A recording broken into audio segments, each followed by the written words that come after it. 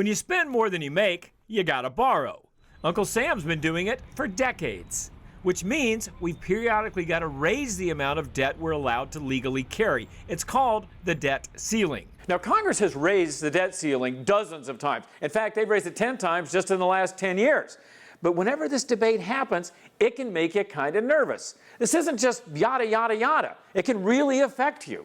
To find out how, I spoke with an economics professor. So what's the debt? $16.9 trillion. First question, what will happen if the debt ceiling isn't raised? If the debt ceiling isn't raised, then certain bills will not be paid by the government. And it has ripple effects across the whole economy, if not the whole world. But what kind of ripple effects? What does this mean to Main Street? You could have a recession.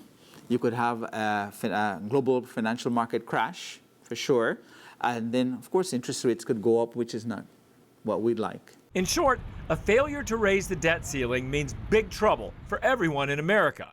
Fewer jobs, higher rates, and recession, which means Congress has to do more than squabble. They have to act. The potential negative is just great. These guys have to be smarter than that. Sometimes we think they're not that smart, but I think they has to have a common ground. We have to reach an agreement. Bottom line, this isn't the usual yada, yada, yada. To learn more about the debt ceiling, what all this means, go to MoneyTalksNews.com and just do a search for debt ceiling.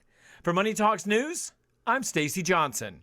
Want a higher rate on your savings or a lower rate on your loans? Get the free Money Talks newsletter. It only takes 7 seconds to sign up, and it's full of deals and news you'll really use. Do it now at MoneyTalksNews.com.